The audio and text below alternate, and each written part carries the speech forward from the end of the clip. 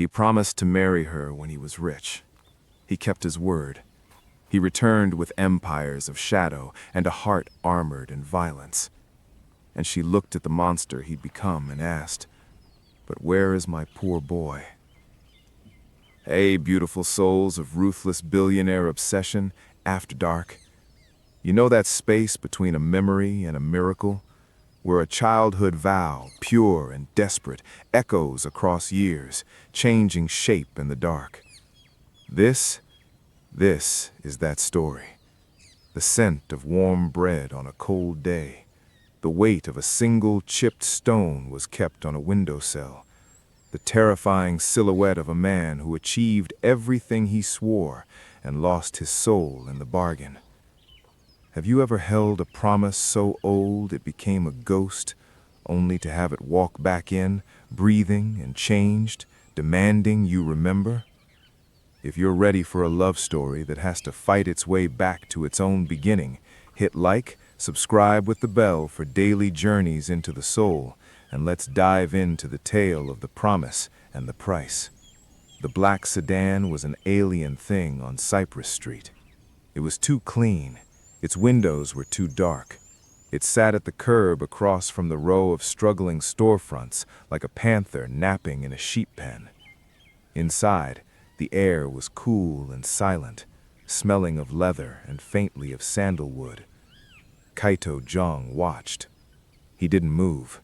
His hands resting on his thighs were perfectly still, a lifetime of learned stillness. In his left hand, his fingers rubbed slowly, rhythmically over a small loop of faded purple fabric, a child's hair tie, the elastic long dead.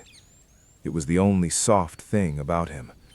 His suit was charcoal, immaculate, swallowing the hard lines of his shoulders. His face was a study in controlled intensity, a sharp jaw, dark eyes that missed nothing, a mouth that had forgotten how to smile without calculation. Outside his window, the world was a memory painted in morning light and neglect. The barber shop with the flickering pole, the discount store with bins of plastic goods, and there, nestled between them, the bakery. The rising bread. The letters on the awning were sun-bleached but cheerful. The window was steamed from the inside, a golden glow pushing back against the morning gray.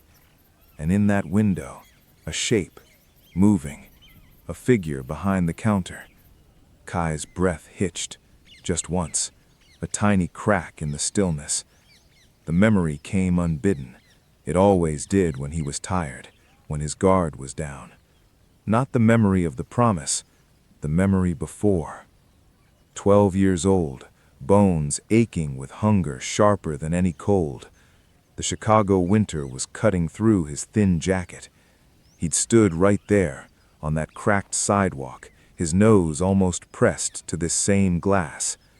Inside, warmth, light. The smell of sugar and yeast made his stomach claw at his spine. And her, a girl with braids, her back to him, wiping a counter.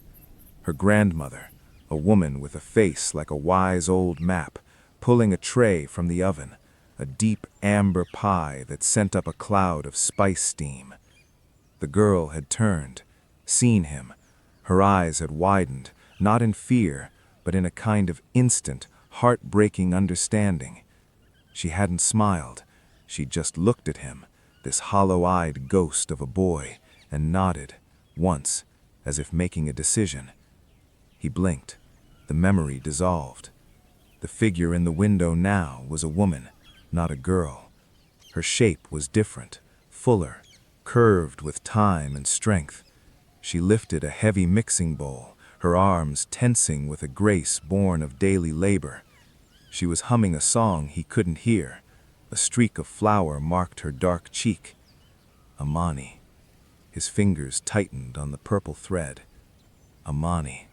Inside the rising bread, the world was a symphony of warmth. The heat from the ovens rolled in visible waves. The air was thick with the perfume of cinnamon, rising bread, and caramelizing fruit.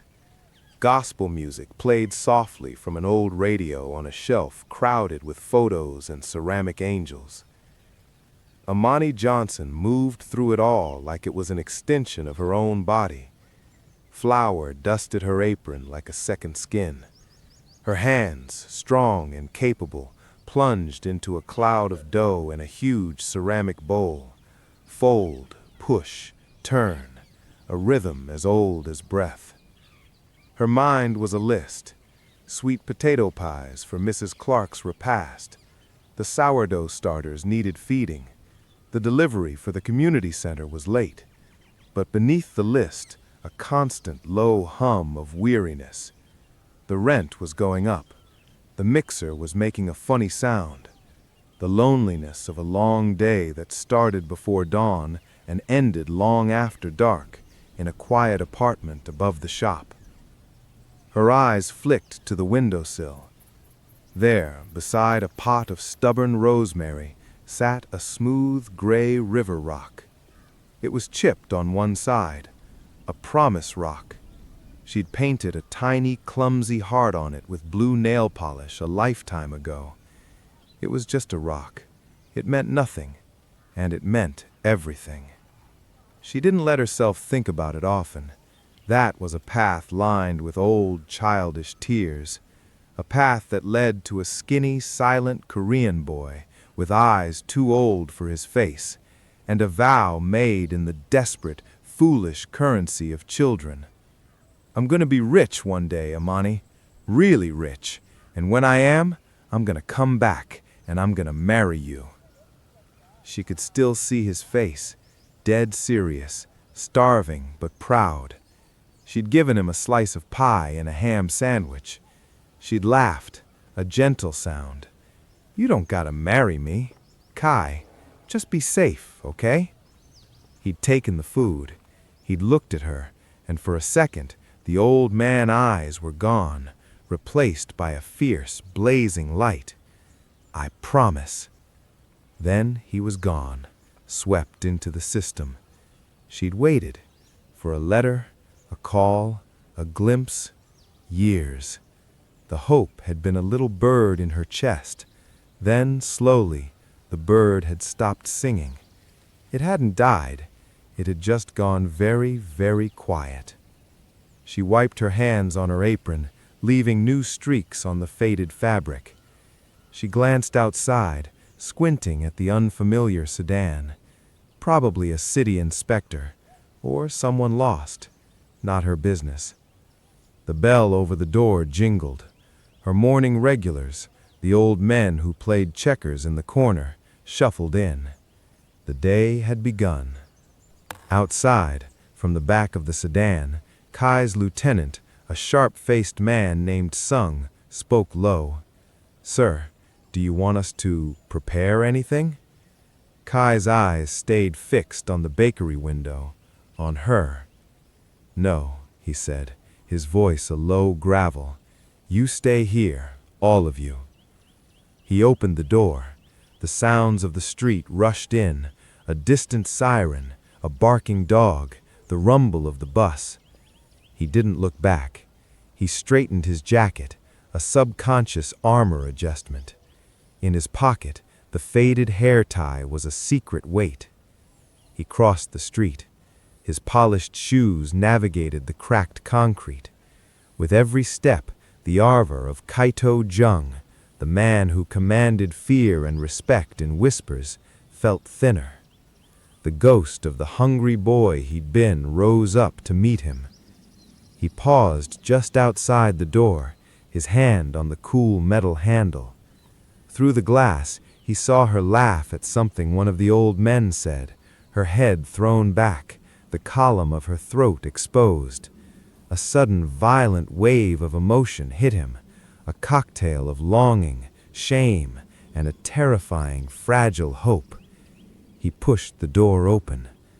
The bell jingled, sweet and mocking. The warm, sugar-heavy air enveloped him, the gospel music, the clatter of plates. Amani turned, a professional smile already on her face. Morning, what can I get for? Her words faded. Her eyes met his. There was no recognition. None. She saw a tall, imposing Asian man in an expensive, severe suit. A stranger, a certain kind of stranger. Her smile became careful, polite, guarded. The universe held its breath. Kai stood there, just inside the door, the promise on his tongue and 20 years of violence in his stance. He had planned 100 ways for this moment to go. None of them accounted for this, her complete, utter failure to see him. He was a ghost, and she was looking right through him. Have you ever felt that quiet ache, wondering if a love you thought was lost to time could ever circle back? Or have you been the one who had to let a promise go just to keep breathing? Drop a love emoji below if this opening stirs something, or share one word for the love that feels like a distant, beautiful echo. He didn't freeze for long. A lifetime of thinking on his feet, of masking instinct took over. He stepped fully inside, letting the door swing shut behind him. The old men at the checkerboard glanced up, their game slowing. They sensed it too, the shift in the air, the new pressure. "Good morning," Amani said again, her voice warm but edged with that professional distance. She wiped her hands again, a nervous gesture. "Can I help you?" Kai's gaze swept the display case, the glazed donuts, the braided cinnamon rolls, the fruit tarts shine like jewels, and there, in the back corner, the deep dish sweet potato pies. The sight was a physical punch to his gut. His voice, when it came, was quieter than he intended, rough. "A slice of the sweet potato pie, please." "To go?" "No." He cleared his throat. "For here." She nodded, moving with efficient grace. She selected a plate, slid a pie server under a generous slice, the spiced filling oozing slightly. She placed it on a simple white plate and set it on the counter. "Cream? Whipped toppings fresh?" "No, just like this." He took the plate. His fingers, usually so steady, trembled.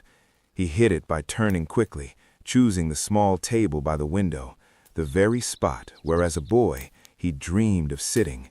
The vinyl seat sighed under his weight. He stared at the pie. The scent alone was a time machine. Cinnamon, nutmeg, brown sugar, and the earthy sweetness of the potato. It was the smell of salvation, of the first full warm thing in his belly in 3 days, of her, watching him eat, her chin in her hands, telling him it was her grandma's recipe, that it won a blue ribbon at the state fair 100 years ago. He picked up the fork. The metal felt foreign in his hand, a tool for a different life. He took a bite. The taste. It wasn't just memory. It was her. It was the exact same recipe. The perfect balance of spice and sweet. The texture is smooth but with substance. It flooded his senses, short-circuiting the careful walls he'd built. A sound escaped him, a low, choked thing, part sigh, part groan. He closed his eyes. For a moment, he wasn't Kaito Jung. He was Kai. He was 12. He was safe. When he opened them, Amani was looking at him from behind the counter, not with suspicion now, but with a gentle curiosity. A man being moved to near tears by her pie wasn't a threat. It was a compliment. She gave him a small, real smile before turning back to her dough. He ate the entire slice, slowly, savoring every molecule, letting it rewrite his DNA back to that earlier, simpler version. When he was done, he sat for a long moment, the empty plate before him. The world outside the window, his world of deals and dangers, felt like a poorly written play. He stood, walked to the counter. She was arranging muffins in a basket. "How much?" he asked. $4.50. He pulled a mud clip from his pocket, not a wallet, a sleek black clip holding a fold of bills.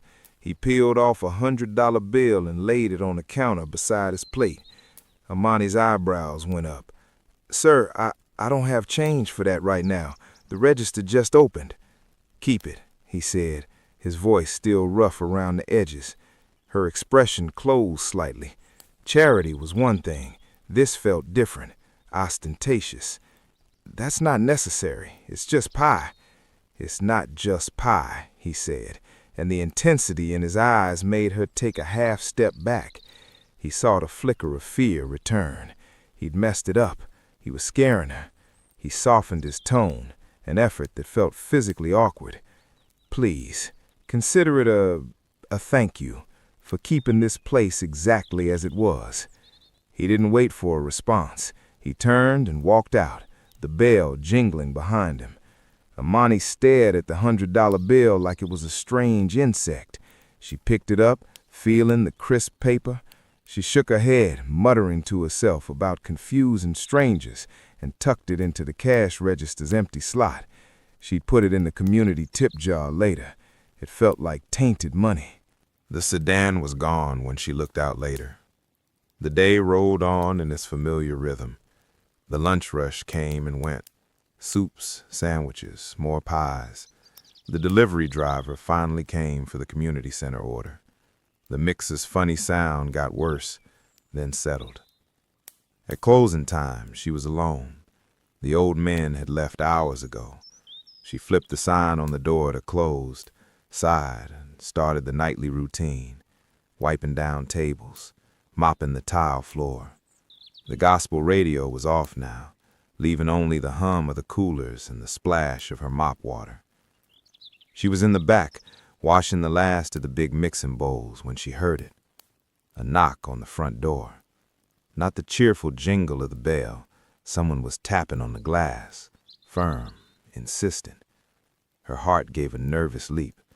She dried her hands, her mind racing. It was probably Mr. Evans from next door, locking himself out again, or a kid.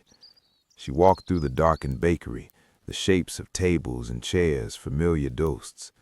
She saw the silhouette through the frosted glass of the door. Tall, broad-shouldered, not Mr. Evans. She stopped a few feet from the door. "We're closed," she called out, her voice firm. "Amani." He said her name, just her name, but the way he said it, it wasn't a question, it was a statement, a recognition. And the voice, lower now, without the morning crowd as a buffer, held a resonance that prickled the hair on her arms. She didn't move. "Who was that?" "It's Kai." The world tilted, just a little. The floor beneath her feet seemed to shift. Kai, a name from a dream, a name she hadn't spoken aloud in over a decade. It couldn't be. It was a trick, a cruel, stupid trick. She took a step closer to the door, peering through the clear edge of the glass. It was him, the man from the morning, but he was different now. The suit jacket was gone. He wore a simple black shirt, the sleeves rolled up to his elbows. He stood under the weak glow of the street lamp, his hands at his sides, empty, no briefcase, no menace, just waiting. Her hand trembled as she reached for the deadbolt. Logic screamed at her not to, but something deeper, older, pulled her forward. She turned the lock. The boat slid back with a heavy clunk. She opened the door just a crack, the chain lock still engaged. The night air, cool and smelling of distant rain, rushed in. They stared at each other through the narrow gap. Up close, she could see the details. The sharp lines of his face had filled out, but the intensity in his dark eyes was the same.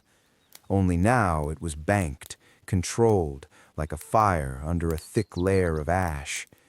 There were faint lines at the corners of his eyes, a thin, pale scar through his left eyebrow. He was a man, a hardened, formidable man. "You're not Kai," she whispered, her voice thin. He didn't argue. He didn't try to convince her. Slowly, so slowly, he reached into the pocket of his trousers. He pulled out a small, faded object. He held it up in the space between them, pinched between his thumb and forefinger. A loop of purple fabric, frayed, the elastic long since decayed. Amani's breath caught in her throat. She knew that hair tie.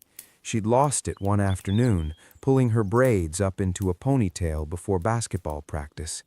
She'd looked everywhere. She'd loved that purple tie. You found it?" The words were a child's whisper. "You gave it to me," his voice low, each word measured. "The day I left, you said it was for luck, so I'd remember my way back." The memory crashed over her. She'd been crying. She hadn't wanted him to see. She'd yanked it from her hair, shoved it into his hand. "Here, so you don't forget." He'd looked at it, then at her, and nodded, his jaw tight. Her fingers fumbled with the chain lock. It rattled, then gave way. She opened the door fully. He stood on her threshold, a man from a myth. He didn't step inside. He just looked at her, his eyes drinking her in, the flower in her braids now, the tired lines around her own eyes, the strength in her posture. He saw the woman, not the ghost. "It's you," she breathed. It wasn't a question anymore. He nodded, once, a gesture so familiar it broke something open in her chest. He looked past her, into the warm, dark bakery. He looked back at her, and he said the words from the vow, the words that had haunted her and nourished her and disappointed her for half her life. He didn't say them with a boy's desperate hope. He said them with a man's grim, accomplished certainty. "I kept my promise, Amani." He held her gaze, unblinking. "I'm rich now." The silence that followed was deafening. It was filled with the echo of the past and the terrifying, unspoken question of the present. The promise had been fulfilled. The boy had returned. But as Amani looked at him, at the scar, the hard eyes, the quiet power that radiated from him like a chill, a cold dread began to pool in her stomach. Rich was just a word. What exactly had he done to earn it? Before we go deeper into how these two souls chose each other against all odds, if stories of complicated, hard-won love move you, hit subscribe so you never miss the next one. And I'd love to feel even closer to this growing family we've built. Drop a comment with your city or country. Knowing where these words find you makes every tale feel more connected. Now, back to the bakery and the breaking point. The cold dread in Amani's stomach turned to ice. It slid up her spine, sharp and clear. "I'm rich now." The words hummed between them, not as a romantic declaration, but as a stark transaction completed. He'd stated a fact. He expected what? Applause? Her hand in marriage on the spot? She took a step back, putting more of the bakery's threshold between them. The warm, yeasty air at her back felt like her only shield. "Kai," she said, testing the name. It felt alien on her tongue. You came back." "I said I would." "After 20 years." He didn't flinch. "It took time." "To get rich." "Yes." The simplicity of it, the brutal, linear logic. Promise made, obstacle, poverty, identified, obstacle destroyed, promise fulfilled. He was looking at her like she was the final piece of a complex equation he'd just solved. But she was a person, not a prize. Her initial shock was hardening into something else, anger. And beneath that, a profound, soul-deep disappointment. The boy she'd pitied, then dreamed of, then mourned. This was the man he'd become? This cold, intense statue of accomplishment? "So," she said, crossing her arms over her flour-dusted apron, "you're rich, Congratulations. Was there something else? For the first time, a crack appeared in his composed facade, a flicker of confusion in his dark eyes. This wasn't the reaction he'd envisioned. He'd played this moment out 1,000 times, tears of joy, a crushing embrace, the grateful acceptance of the Savior returning triumphant. He'd prepared for her to be older, different. He hadn't prepared for her to be hostile. "Amani," he said, his voice softening, an attempt to reach the girl he remembered. "It's me." "I see that," she said, her voice tight. "And I'm happy you're not dead or in jail. I wondered." The words were cruel, and she saw them land. A muscle ticked in his jaw. Good. "But you showing up here, at my closed door, telling me you're rich? What is that, Kai? A resume? You think that's all it took? That I've just been sitting here, waiting for a bank statement?" He took a step forward, instinctively. "I kept my word. And I released you from it." The words burst out of her, louder than she intended. They echoed in the quiet street. "A promise made by a starving child isn't a contract. It was kindness. It was humanity. The boy I fed needed bread, not a fortune." She gestured at him, at the obviously expensive clothes, the aura of controlled power. He didn't need to become this. This. The word hung there, an indictment. His confusion curdled into a defensive pride. "Become what? Successful? You think I should have stayed a hungry kid on the street?" "I think there's a whole world between a hungry kid and—" She trailed off, shaking her head. She didn't know what he was, but she knew what he felt like. Danger. "Just go, Kai. Please." No. The single word was flat, final.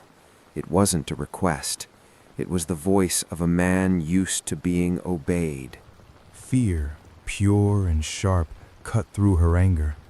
This was a mistake. Letting him in, even this far. She started to close the door. His hand came up, not to stop the door violently, but to press flat against it. A barrier. The movement was calm, effortless. It spoke of a physical confidence that was terrifying. "I'm not leaving," he said, his voice low again. "Not until you understand." "Understand what? That you're a stranger who scares me?" Her voice trembled, betraying her. That stopped him. He blinked. Scares her? Him? The thought was so foreign it momentarily disabled him. He was here to protect her, to lift her up, to give her everything. He was the fulfillment of a dream. How could he be the nightmare? In that moment of his hesitation, a shadow detached itself from the deeper darkness down the street. A man, broad, silent. He moved to the edge of the streetlight's glow. Sung. He didn't approach. He just stood, watchful, a silent testament to the world Kai belonged to. Amani saw him. Her eyes widened. "Who is that? Is he with you?" Kai didn't look. "He's with me." You brought someone?" The fear crystallized. This wasn't a reunion. It was an arrival, an operation. From the other direction, a familiar, gravelly voice called out. "Everything all right over there, Amani?" Old Mr. Henderson from the barber shop was on his porch, a silhouette against his screen door. He was holding what looked like a baseball bat loosely at his side. The neighborhood watch, unofficial but fierce. A standoff, on her doorstep. Kai's gaze flickered to Mr. Henderson, then back to Amani's terrified face. The reality of the scene crashed down on him. He was terrorizing the only person who had ever shown him unconditional goodness. He was the threat from the outside, the monster at the door of the warm, lit cottage. The victory of his return turned to ashes in his mouth. He slowly lowered his hand from the door. He took a deliberate step back, off the step, onto the sidewalk. a surrender of space. "I'm leaving," he said, the words tasting bitter. He reached into his other pocket. This time, he pulled out a simple, thick, cream-colored business card. No logo, no title, just a name. Kaito Zheng, and a phone number. He held it out to her. She didn't take it. After a beat, he bent and slid it carefully through the gap between the door and the frame. It fluttered to the floor inside her bakery. "If you need anything," he said, "anything at all." He turned then, without another word. He gave a slight, almost imperceptible nod to Sung, who melted back into the shadows. Kai walked away, not to a waiting car, but down the sidewalk, swallowed by the night. Amani stood there, shaking. She slammed the door shut, locked it, threw the deadbolt, and slid the chain back into place with a frantic rattle. She leaned her forehead against the cool wood, her heart hammering against her ribs. After a long moment, she looked down. The business card lay on the scuffed tile floor. Kaito Zheng, a new name for a new man. Not her Kai, not even close. She left it there, a contamination. She finished closing up on autopilot, her movements jerky. Her eyes kept darting to the windows. Upstairs in her apartment, she checked the locks twice. She sat on the edge of her bed, the chipped promise rock from the windowsill now clenched in her hand, its surface cool and smooth. The boy's promise had been a seed. For years she'd watered it with hope. Then she'd let it go, let it dry up and blow away so she could plant a garden she could actually survive in. A garden of hard work, of community, of quiet faith. Now he was back, and he'd brought a storm with him. He wasn't here to join her in the garden. He was here to buy the land it stood on. She looked at the rock.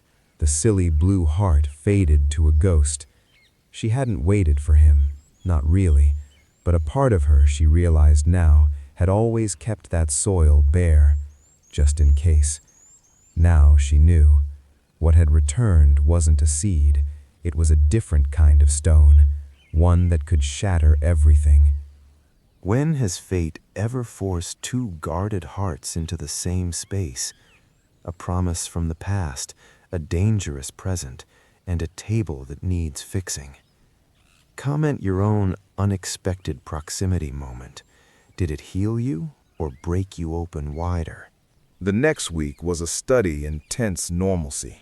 Amani moved through her days in the rising bread with a heightened awareness, her ears tuned for the sound of a certain engine, her eyes glancing too often at the door. The cream-colored card stayed on the floor by the door for 2 days until she finally scooped it up with a dustpan and tossed it into the trash with the coffee grounds and eggshells, a symbolic burial.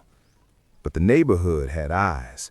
Mr. Henderson stopped in for his usual bear claw and asked in his roundabout way if that fella had bothered her again. She shook her head, forcing a smile. Just someone from the past who got lost, I think. The lie felt thin.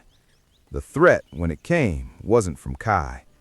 It was Thursday, just after the lunch rush. Amani was in the back, wrestling with the temperamental mixer, which was now emitting a high-pitched whine in protest. The bell on the front door jingled with a harsh, aggressive rhythm. She wiped her hands and walked out to see 3 young men. They weren't from the block. Their postures were all loose-limbed swagger, their eyes doing a slow, dismissive inventory of the bakery's modest contents. The leader, a guy with a sharp goatee and a bull snapback worn low, leaned on the display case. "Yo," he said, his voice a lazy drawl. "You the owner?"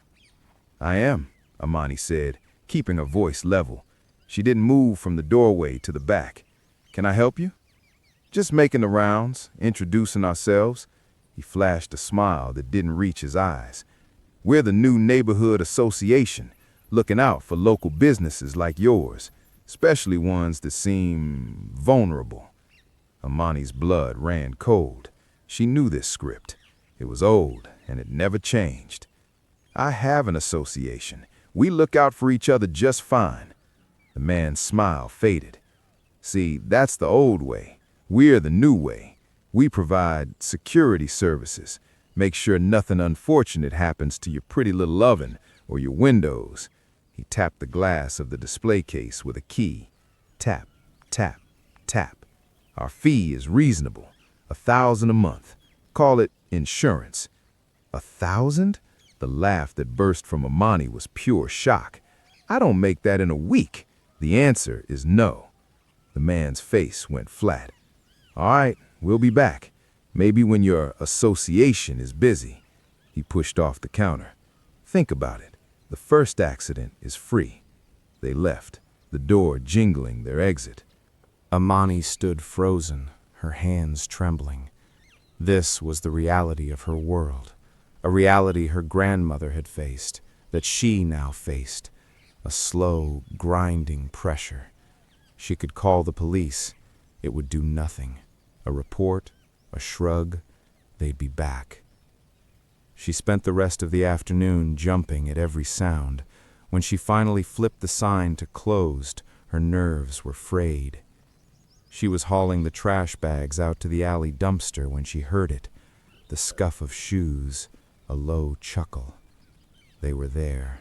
All three of them were leaning against the brick wall of the alley, blocking her path back to the door. "Think about our offer?" the leader asked, pushing off the wall. Amani's grip tightened on the empty trash can. It was flimsy metal, a pathetic weapon. "Get off my property." "Or what?" one of the others sneered, taking a step forward.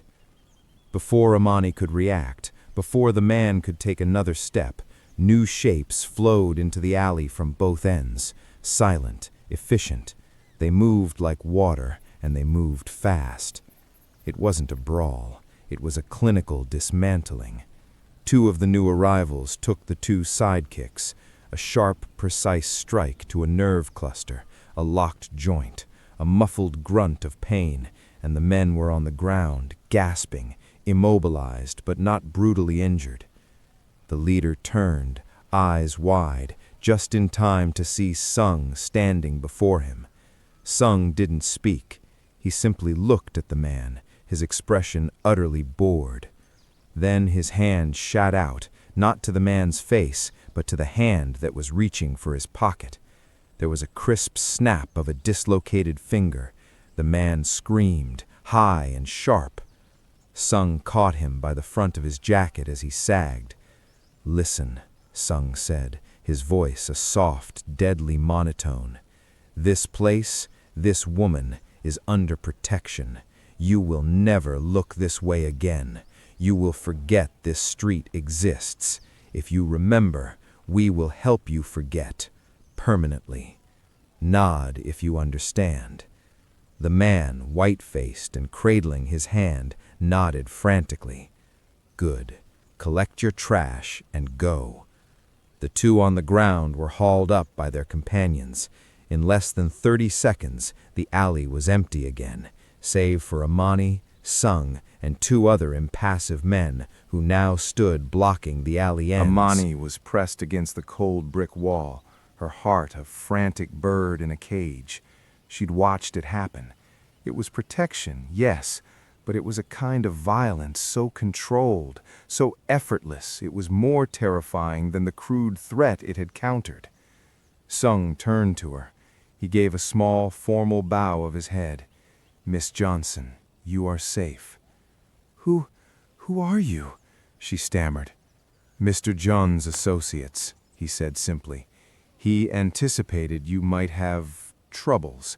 He asked us to ensure they did not trouble you again."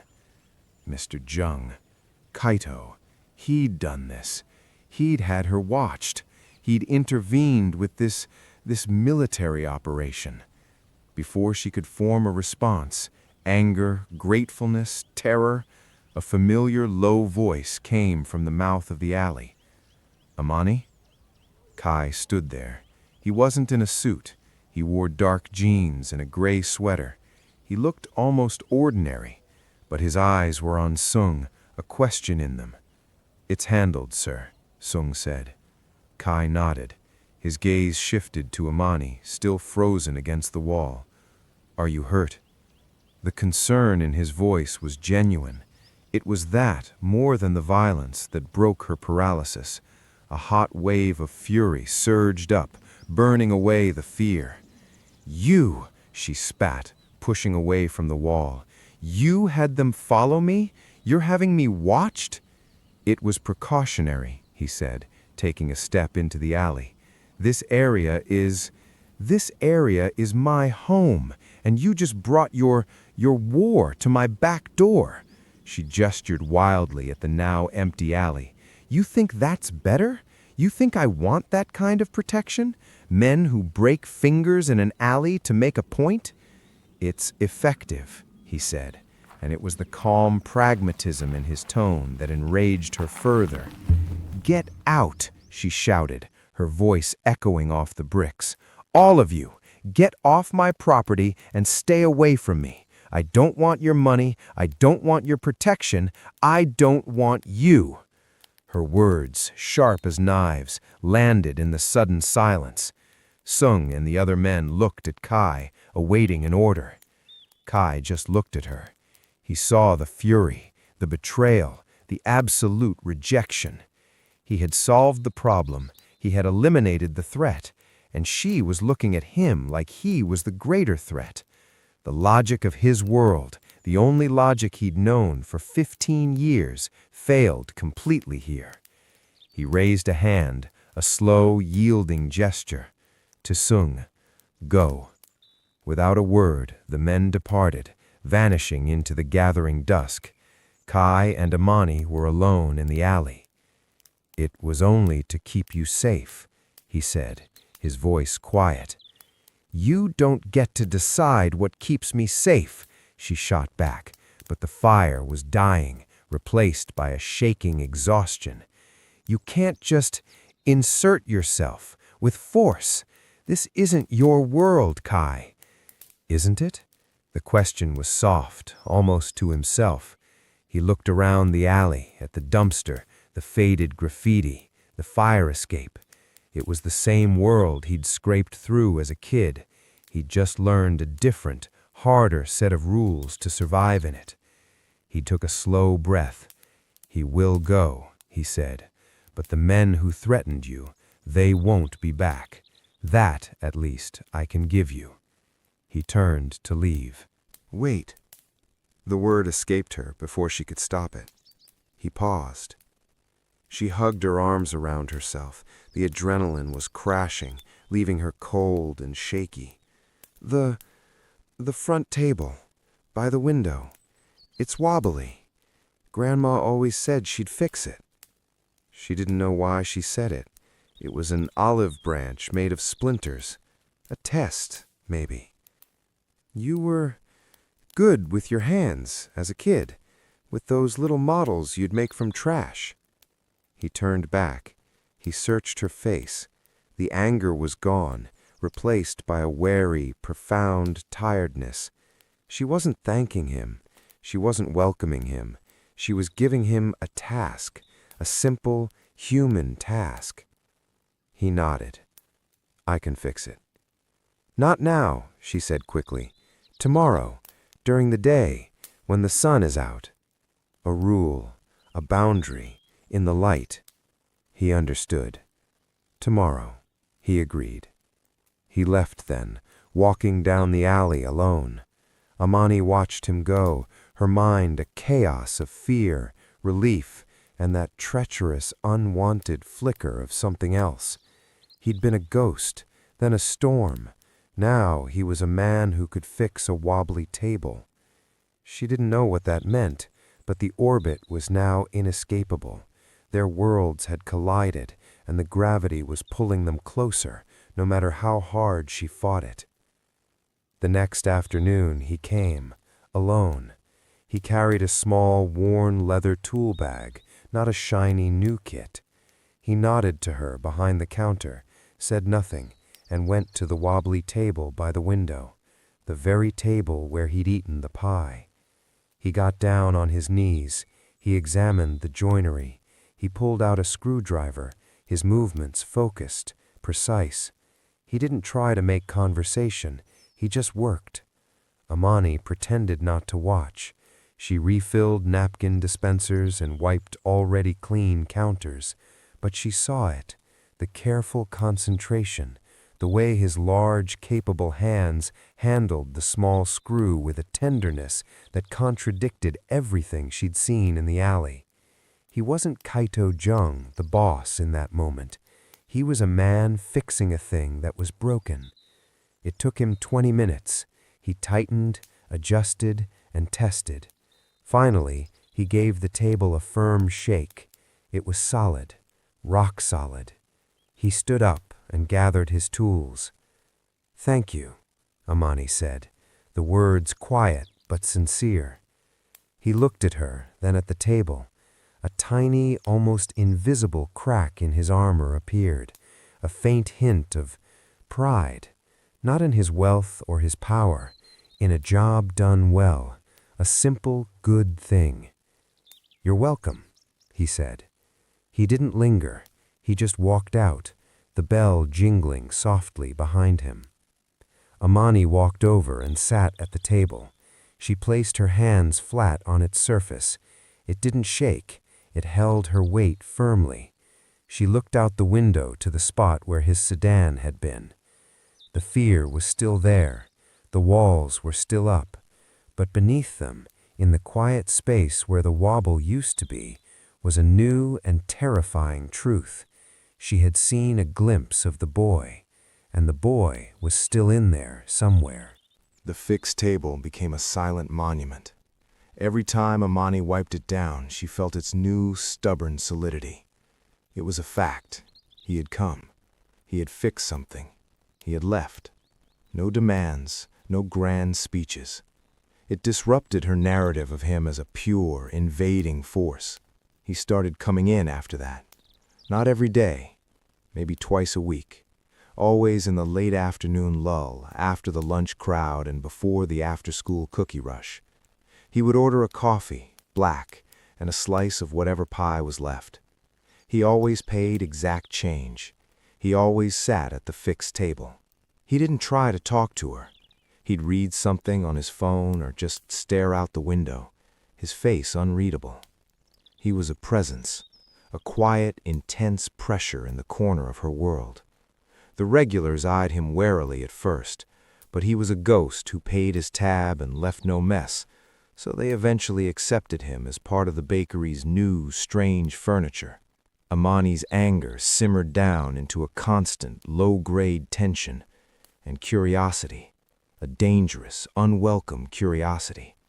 She'd catch herself studying him, the way he held his mug, palm wrapped around it for warmth, not by the handle, the faint scar on his knuckles, the absolute stillness of him when he was thinking, broken only by the slow blink of his eyes. One rainy Tuesday, the bakery was empty. The sound of the downpour on the awning was a cozy drumbeat. Kai sat at his usual spot, the steam from his coffee curling into the damp air. Amani was behind the counter, finally giving in to the urge to confront the giant, silent question mark in her shop. She walked over with the coffee pot. "Warm up?" He looked up, a flicker of surprise in his eyes. He nodded, pushing his mug forward.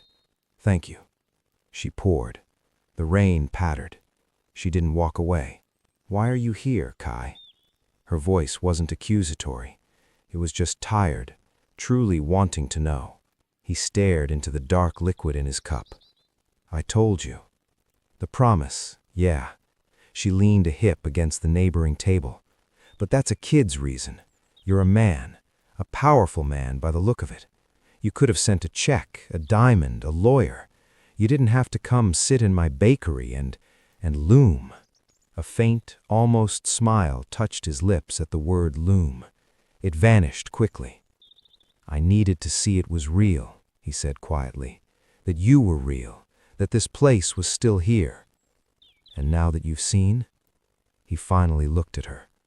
"Now I see it's more real than anything I've built." The admission hung in the air, raw and unexpected. "What have you built, Kai?" The question was a whisper. He was silent for a long time. The rain filled the space. When he spoke, it was in fragments, as if pulling the words from a deep, dark well. After my mom died, the system was a revolving door. Group homes, streets. You get hungry enough, you get cold enough, you make choices. There was a crew, Korean guys. They ran things. They saw I was smart. I was ruthless. I had nothing to lose. He took a sip of coffee, a mechanical gesture. They gave me a family, of a kind. They gave me a ladder. I climbed it. Climbed it doing what? Amani pressed, though a part of her dreaded the answer. Whatever was needed, his voice was flat. Collections, security, operations. I was good at solving problems, quietly. I earned trust, then I earned power. Now I manage the operations for a large conglomerate. The euphemisms were chillin', collections, security, operations. She pictured the alley, the clinical efficiency, the snapped finger. So you're, what, a gangster? The word felt absurd, melodramatic in her cozy bakery. The word is kekpa, he said, without pride or shame, just a fact. Boss. I run a faction. I have businesses, legitimate ones too. Restaurants, laundries, import. The money is clean now, mostly. But the foundation, he trailed off, looking at his hands. The foundation is what it is. Amani felt sick. Her childhood fairy tale had morphed into a gangland saga. The boy who dreamed of riches had become a man who commanded fear. And this was the only path to be rich? He met her gaze, and for the first time she saw a flash of the boy's desperation in the man's eyes. It was the only path I could see, Amani, from where I was standing in the gutter, looking up. This bakery, you were a light in a window, 1,000,000 miles away. I thought if I could get the money and the power, I could build a bridge to it, to you. I could be worthy of walking back in that door. The confession was devastating in its twisted logic. He had built a castle of shadows, thinking it was the only way to reach the light. Worthy? Her voice broke. Kai, you were worthy when you were a hungry kid. That's why I fed you. Not because you had potential, not because you'd be rich one day, because you were a hungry person. She hugged herself, the old hurt rising. I waited for you. Did you know that? For years. I checked the mail. I jumped when the phone rang. That promise, it was a seed in my heart. And then I had to let it die.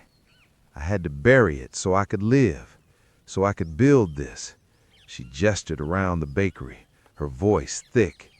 A real thing, with my own hands, not with broken fingers and threats. He flinched as if struck. The image of the seed she'd nurtured and then had to bury, it mirrored his own journey so exactly. Yet it was its opposite. He'd nurtured a different seed, a dark one, and let it grow into a forest that now blocked his own sun. I'm sorry, he said. The words were raw, unpolished. He wasn't used to saying them. I didn't know. I thought, you thought I'd be impressed, she finished. Not unkindly, but with a weary truth. You thought the end justified the means, but the means changed you, Kai. They changed you. He nodded slowly, a grim acceptance in his eyes. They did. So what now? She asked, the central, terrifying question. You're here. You're a boss. I'm a baker. Your world and mine, they don't mix. That alley proved it. He was quiet again, his internal battle visible in the tight line of his shoulders. "I don't know," he admitted, a stunning vulnerability from a man who always had a plan. "I just know I can't leave. Not again." The rain slowed to a drizzle. A shaft of weak sunlight broke through the clouds, falling across the fixed table between them, illuminating the dust motes in the air. Amani looked at him, not at the suit, not at the myth, different now, lighter somehow, in the face of his profound, costly weight. She didn't forgive him, she didn't welcome him, but for the first time, she saw him, the whole tragic, complicated truth of him. And seeing him, truly seeing the cost of his promise, was the bridge neither of them had known how to build. A fragile truth settled over the rising bread. It wasn't peace. Peace implied the war was over. This was a temporary ceasefire, a shared space in a demilitarized zone defined by the smell of cinnamon and the solidity of a fixed table. Kai kept coming, but something had shifted after the rainy day confession. The looming silence was no longer just observation, it felt like processing. And Amani found her own curiosity overriding her fear, stitch by careful stitch. It started with the work. One afternoon, as she struggled to heave a 50-pound bag of bread flour from a dolly onto the storage shelf, a shadow fell across her. Before she could protest, Kai had stepped into the back room, his presence making the cramped space feel smaller. He didn't ask. He simply bent, gripped the bag with ease, and lifted it onto the high shelf as if it were a pillow. "Where?" was all he said. She pointed, wordless. He moved the other 2 bags. The task that would have left her sweating and aching for 10 minutes was done in 30 seconds. He brushed the white dust from his hands onto his dark trousers, leaving ghostly prints. "Thank you," she said, her voice tight. He gave a single nod and returned to his coffee. The next time, it was the industrial-sized can of sweet potato puree. The lid was stuck, sealed by sugar and time. She was wrestling with it, a towel wrapped around the rim for grip, her face scrunched with effort. A hand appeared beside hers. He took the can and the towel. He braced it against his body, twisted, and with a soft pop, the seal broke. He handed it back to her, his fingers brushing hers for a fraction of a second. They were warm, calloused. "Needs a strap wrench," he muttered, more to himself than to her. "Don't have one," she said, her heart doing a strange little skip at the brief contact. "I'll bring one." And he did. The following week, a simple, well-made strap wrench appeared on the counter by the back door. No note, no fanfare, just a tool to solve a problem. He didn't just fix things, he started to inhabit the space.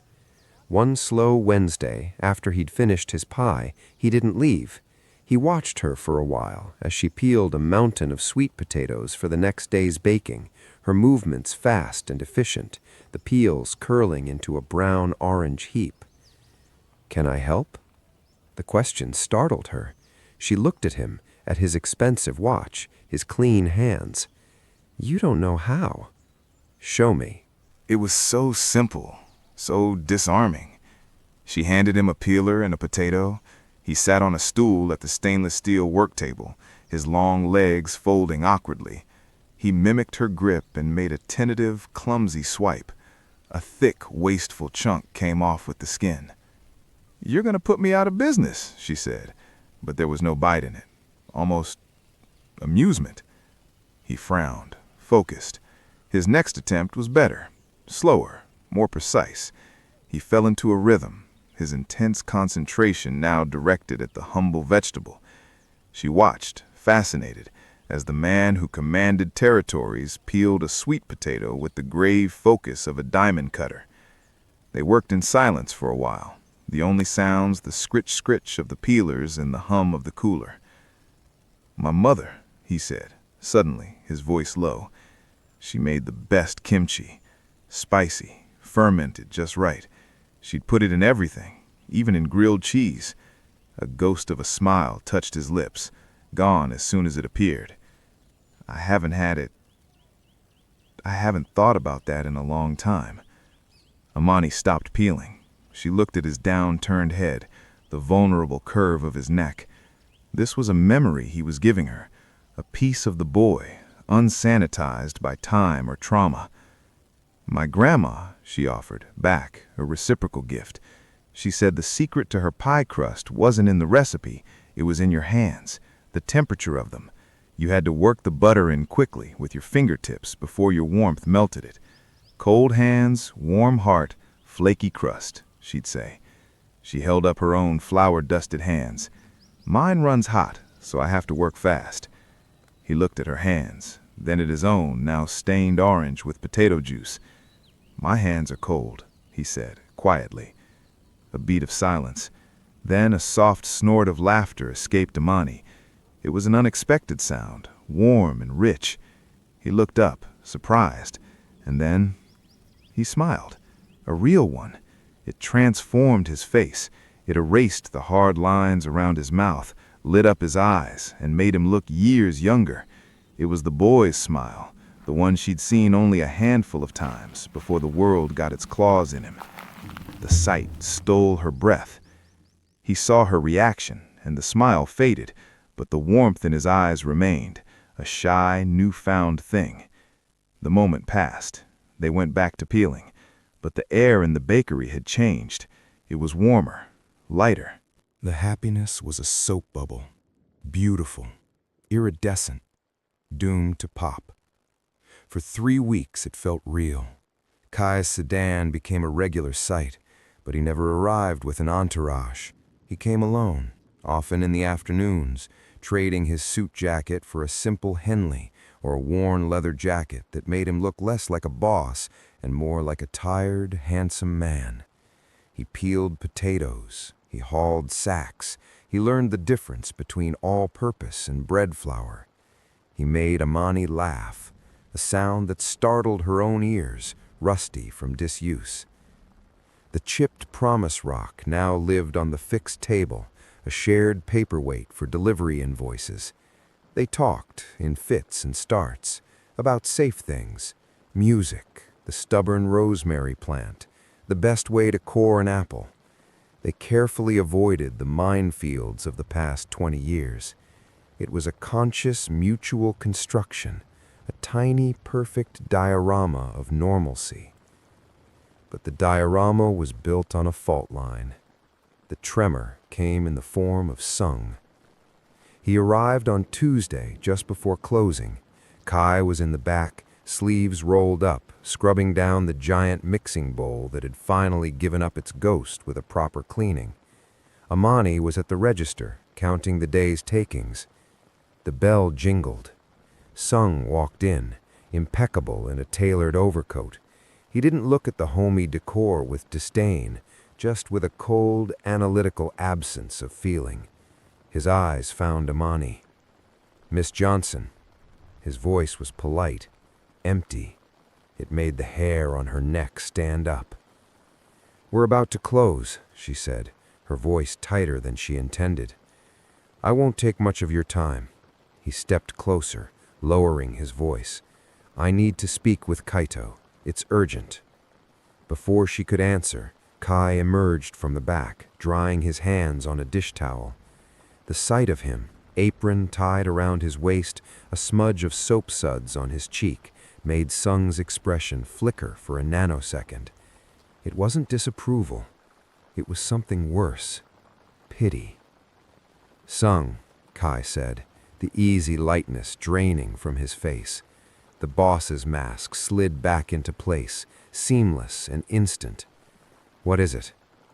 "A matter requires your attention at the office." Sung's gaze cut briefly to Amani. "It cannot wait." Kai's jaw tightened. He looked at Amani, an apology already forming in his eyes. "I have to go."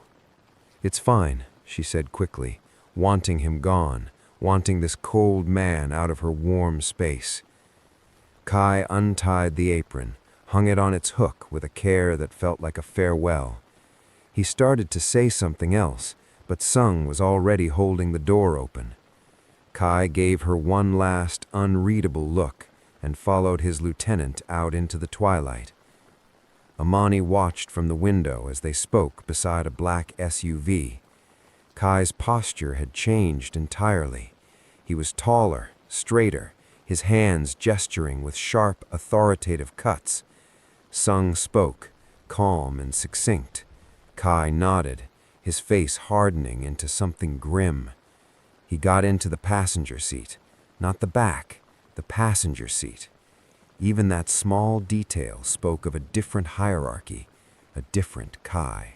He didn't come back the next day, or the day after. A hollow anxiety opened up in Amani's chest. She told herself it was for his safety, but deeper down, she knew it was fear for herself, fear that the diorama had shattered. On the third day, he returned. It was late evening. She was upstairs in her apartment trying to read when she heard a soft, familiar tap on the bakery door below. Not the bell, a tap. Her heart leapt. She hurried down. He stood there, back in a full midnight blue suit. His eyes were shadowed, his expression drawn. He looked like he hadn't slept. "Hey," he said, his voice rough. "Hey," she replied, opening the door. The familiar scent of him, sandalwood and cold night air mixed with something new, acrid, cigar smoke, and beneath it the faint metallic tang of adrenaline. "Can I come up?" he asked. He'd never asked to come upstairs. She nodded, a knot in her throat. Her apartment was small, cozy, full of books and plants, and the lingering smell of whatever she'd cooked for dinner. He stood in the middle of her living room, an alien monument. He seemed too large for the space. "Are you okay?" she asked. "It's handled," he said, the same phrase Sung had used in the alley. It was a door slammed on the subject. "What's it, Kai?" she pressed, wrapping her cardigan tighter around herself. "Business." He walked to her small window, looking down at the quiet street. A supplier was trying to renegotiate terms, badly. He needed a reminder of our agreement. The way he said reminder made her blood run cold. It was the alley all over again, but bigger. What kind of reminder? He turned to face her. He was trying to be gentle, but the energy coming off him was all coiled violence, barely leashed. The kind that ensures he doesn't try it again. It's how things work, Amani. You establish boundaries, you enforce them, or you get eaten. "Is that what you are now? The one who does the eating?" His eyes flashed. "I'm the one who protects what's mine." The word mine hung in the air, heavy and possessive. It didn't feel like love. It felt like branding. "I'm not yours," she whispered. He crossed the room in 2 strides, stopping just before her. He didn't touch her. "Aren't you?" The question was low, dangerous. "I crossed oceans of shit to get back to you. I built an empire for you. I'm tearing myself apart trying to be here in this world of biscuits and bread flour. Do you have any idea what that costs me? Every day I spend here, I lose ground there, and there is what keeps the lights on. It's what keeps you safe." "I never asked for that," she cried, the tears finally spilling over. "I never asked for your empire. I never asked for your kind of safety. I asked you to be safe. There's a difference. The boy I promised didn't need to make others poor, to break others to feel rich. That boy wouldn't have survived," he roared, the control snapping. The sound was terrifying in her quiet apartment. "That boy would be dead in a ditch. I'm here because I became this." He thumped a fist against his own chest. "This is the price. This is the man who came back for you. You can't just take the result and reject the process." "I can," she shouted back, her fear vaporized by a white-hot fury. "I do, because the process is poison, Kai, and it's poisoned you. You think you built a bridge? You built a drawbridge over a moat filled with acid, and you're standing on the other side, wondering why I won't cross. Look at yourself. You smell like violence. You talk about people like they're problems to be handled. You come from a reminder and think you can just slip into my kitchen and peel potatoes? You can't have both. He stood there, breathing heavily, her words hitting him like physical blows. The raw, unfiltered truth of them stripped him bare. She saw the moment the fight left him, replaced by a cold, devastating clarity. "You're right," he said, his voice suddenly quiet, hollow. "I can't." He looked around her apartment, at the evidence of her simple, principled, hard-won life. He looked at her face streaked with tears, her body trembling with conviction. He saw the unbridgeable gap, not of wealth, but of soul. "You want the boy," he said, the words final as a tombstone closing. "The boy is gone. All that's left is the man who killed him to survive, and you can't love a ghost and a murderer." He turned and walked to the door. "Kai, wait!" He paused, his hand on the knob, but didn't turn. "The boy I promised," Amani said, each word a shard of glass in her heart, "didn't need to make others poor to feel rich. You didn't come back to marry me. You came back to own your past, to conquer it. I'm not a person to you. I'm a trophy, and I'm not for sale." He didn't argue. He didn't confirm. He just opened the door and walked out, closing it softly behind him. The silence he left behind was absolute. It was the silence of the abyss. The diorama wasn't just shattered, it had been incinerated. Amani sank to the floor, her back against the door, the cold seeping through her clothes. She touched the promise rock, which she'd carried upstairs. It was just a rock, a stupid, chipped rock. The hope was gone. The direction was gone. All that was left was the fracture and the terrible echoing truth that she had finally seen the man in full daylight, and she had sent him away.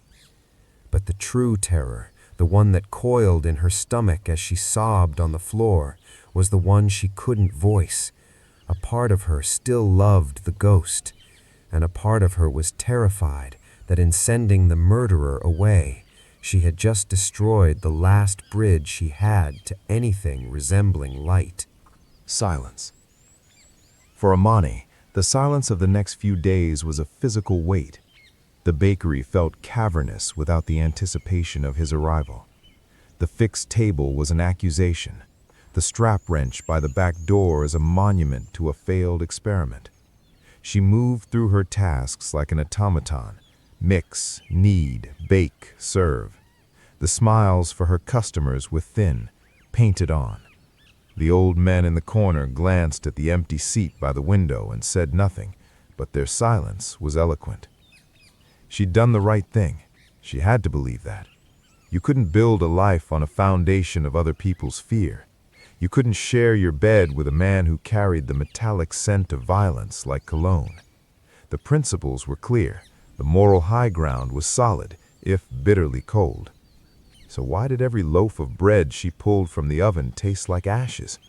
Why did she find herself staring at the chipped promise rock until her vision blurred, seeing not a childish token, but the terrifying, vulnerable hope in his eyes when he'd called it a piece of his map? Across the city, in a penthouse that was all sharp angles, cold glass, and panoramic views of a skyline he owned a piece of, Kaito Jung stood equally still, in a different kind of silence. His world had snapped back into razor-sharp focus. The business with the supplier had been concluded with final, unambiguous authority. Respect had been re-established. Profits were secure. His men moved with renewed caution around him, sensing the shift. The boss was fully back. The brief, bewildering holiday was over. He stood at the floor-to-ceiling window, a glass of expensive, untouched whiskey in his hand. The city lights twinkled, a carpet of diamonds laid out for his pleasure. He'd earned this view. He'd bled for it. It felt like nothing, a beautiful, empty painting. On the low, polished table behind him lay two objects, the faded purple hair tie, and placed carefully beside it, the chipped promise rock. He'd taken it from her apartment table the night he left, a final theft, a final desperate piece of her. He looked from one to the other. The hair tie was directed, a compass pointing to a past he could never truly return to. The rock was hope, a hope she had explicitly and rightly revoked. You can't love a ghost and a murderer. Her words weren't just a rejection, they were a diagnosis. He was a schism, a living contradiction. The ghost of Kai, the hungry boy, haunted the mansion of Kaito Jong, the boss. And the boss had spent years trying to exorcise the ghost with money and power, only to realize the ghost was the only part of him that knew how to love. He had thought coming back, providing and protecting would be enough. It was the only language of care he'd learned. In his world, you showed you cared by eliminating threats, by securing resources, by projecting unshakable strength. Tenderness was a vulnerability. Vulnerability got you killed. But in her world, tenderness was the strength. Principle was the armor. You showed you cared by showing up, by peeling potatoes, by fixing a wobbly table, by remembering your mother's kimchi. He set the whiskey down. He picked up the rock first. It was smooth, cool. He remembered her face when she'd given it to him, a girl trying to be brave. So you don't forget. He hadn't. He'd forgotten everything else. His mother's laughter, the feel of a safe bed, the taste of innocence. But he hadn't forgotten her, or this stupid rock. Then he picked up the hair tie, frayed, worthless. It had been in his pocket through every deal, every fight, every soul-corroding choice. It was the only thread connecting the man to the boy. A choice lay before him, clear and terrible. He could choose the armor. He could cement his legacy as Kaito Jung. He could walk deeper into the cold, powerful future he'd built. He could let the ghost of the boy finally die. Amani would be a bittersweet memory, a what-if filed away with other sentimental casualties of war.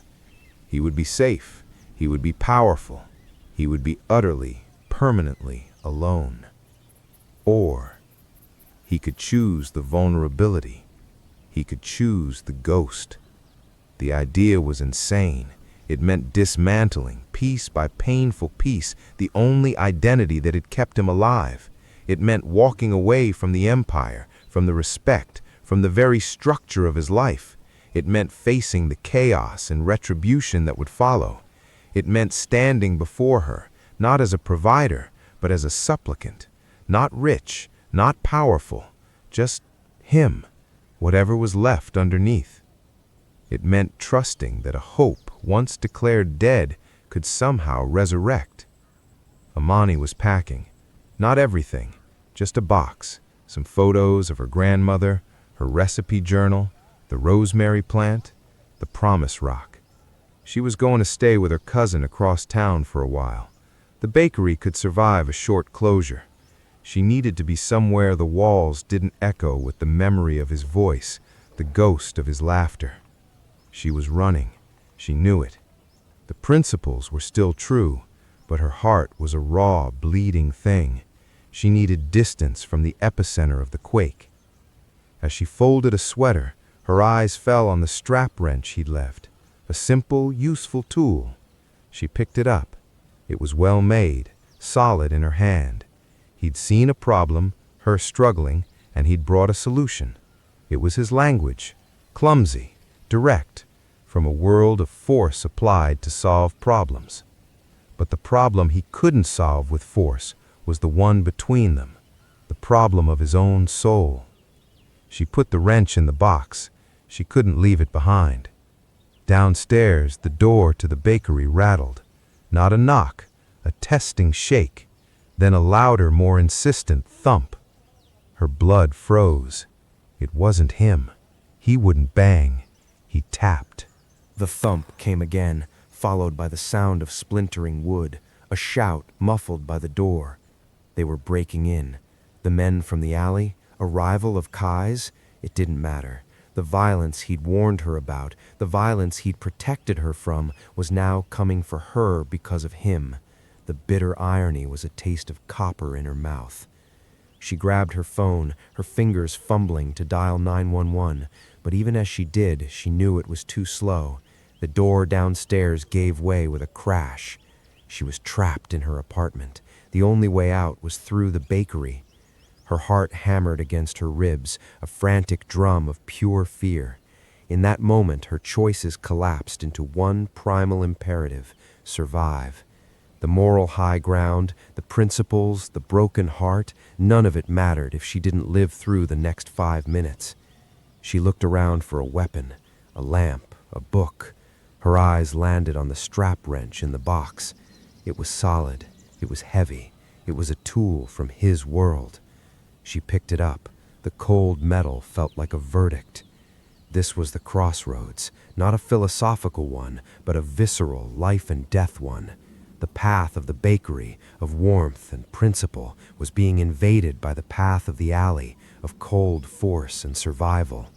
And she, Amani Johnson, who had rejected his world with every fiber of her being, was now holding a piece of it in her shaking hand, ready to use it to defend her own. The footsteps were on the stairs now, heavy, more than one pair. She raised the wrench, her back to her bedroom door, facing the empty hallway. The ghost was gone. The murderer was absent. There was only her, a tool, and a terrifying, clarifying truth. Sometimes, to protect what you love, you have to fight for it. And she finally understood, in her very bones, the choice he had been forced to make every day of his life since he was 12 years old. The first man appeared at the top of the stairs, a hulking silhouette against the dim light from the broken bakery door below. Not the punk from the alley. This one was older, harder, his face a mask of professional intent. He saw her, raised a hand that wasn't empty. It held a short, menacing baton. Amani didn't think. She acted. She threw the rosemary plant. The clay pot shattered at his feet, spraying soil and startling him. In that split second, she lunged, not away, but towards him, inside the arc of his swing. She brought the strap wrench down on his forearm with a force born of pure terror. He roared, the baton clattering to the floor. She scrambled past him, down the stairs, her socks slipping on the wood. The second man was at the bottom, turning, his eyes wide with surprise at her ferocity. The bakery was a wreck of shadow and overturned chairs from its entry. The back door. She had to get to the back door. She darted between tables, her breath coming in ragged gasps. She could hear the first man cursing, stumbling down the stairs behind her. The second man moved to cut her off. She was not going to make it. The back door suddenly exploded inward, not from her side, from the outside. Wood splintered, the frame shattered, and in the jagged opening, backlit by the alley's single security light, stood Kaito. But it wasn't the Kaito of the suits or the Kaito who peeled potatoes. This was something raw, unleashed, and terrifying. He wore no jacket. His white shirt was untucked, sleeves torn. He wasn't calm. He was a storm of fury. He saw the man between him and Amani. He didn't speak. He moved. It wasn't the clinical efficiency of Sung in the alley. This was personal, brutal. A fist to the throat, a knee that cracked like a gunshot. The man dropped a sack of broken things.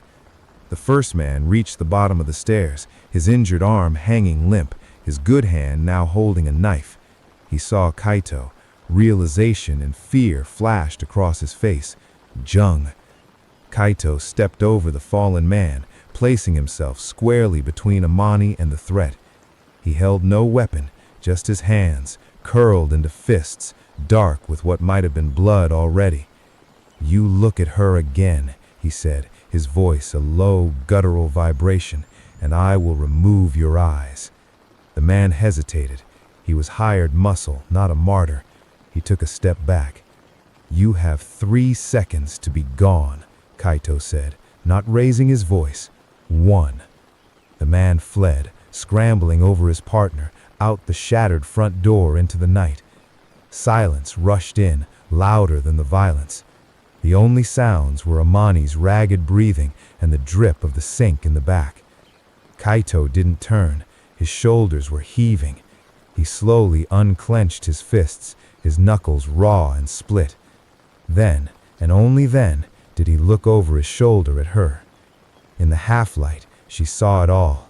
The rage was draining from his face, leaving behind a pale, stark terror. Not for himself, for her. "Are you hurt?" The words were scraped from his throat. She shook her head, mute, the strap wrench still clutched in her hand like a talisman. He turned fully then. He took a step toward her, then stopped, as if remembering he was covered in the violence she despised. He looked at the wrench in her hand, then at her face. His expression crumbled. The boss was gone. The ghost was gone. What remained was a man utterly shattered. "I'm sorry," he breathed. "Oh God, Amani, I'm so sorry. I was coming to tell you I was leaving, for good, to make it safe. I was too late." Sirens wailed in the distance, drawing closer. He didn't seem to hear them. He took another step, his eyes desperate, scanning her for injuries. "I heard the crash. I ran.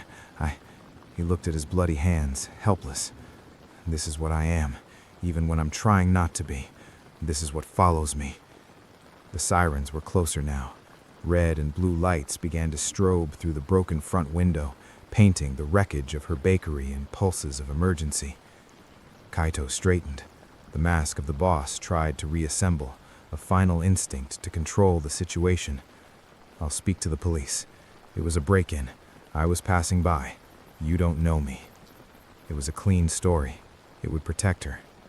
Amani looked at him, at the man who had just torn a door apart to get to her, who had placed his body between her and a knife, who was now, in the moment of his deepest failure, trying to cobble together one last, clumsy act of protection. She looked past him, at the overturned fixed table, at the scattered flour like fallen snow, at the chipped promise rock, which had been knocked to the floor, lying in a patch of red and blue light. The crossroads were here, right now. She dropped the strap wrench. It clattered on the tile. She walked to the rock, bent and picked it up. It was cool, solid. She walked back to him, stopping an arm's length away. The sirens were red outside. Voices shouted. Doors slammed. She held the rock out to him on her open palm. He stared at it, uncomprehending. "It's yours," she said, her voice clear in the chaotic noise. "You stole it, but it was always meant to be yours. It's your piece of the map." His eyes flew to hers, filled with a hope so painful it looked like agony. The boy I promised didn't need to be rich. He just needed to come home. She took his bloody hand, turned it over, and placed the smooth stone in his palm. She closed his fingers around it. "You're finally poor again, Kai. Just the boy who needs to come home. Welcome back." For a moment, he didn't move. He just looked at their joined hands, at the rock in his fist. A tremor went through him. Then a sound escaped him, a raw, broken sob that seemed to tear itself from the very core of him. He didn't weep. He just shook, his head bowing, his forehead almost touching her hand. The police flooded in then, flashlights cutting the gloom, shouting commands. Kaito slowly raised his head. He let go of her hand, but not the rock. He turned to the officers, his posture shifting, but not into the boss, into something calmer, tired, true. "Officers," he said, his voice hoarse but steady. "My name is Kaito Jung. I was visiting Miss Johnson when we were attacked. I defended us. I will give my full statement. And afterwards," he looked at Amani, a world of meaning in his gaze. "Afterwards, I need to speak to someone about dissolving my interests. All of them. The sunrise that filtered through the boarded-up bakery window was the color of a fresh bruise, purple, gold, painful, and new. The police were gone. The statements were given. Seung had arrived at some point, a silent, grim shadow.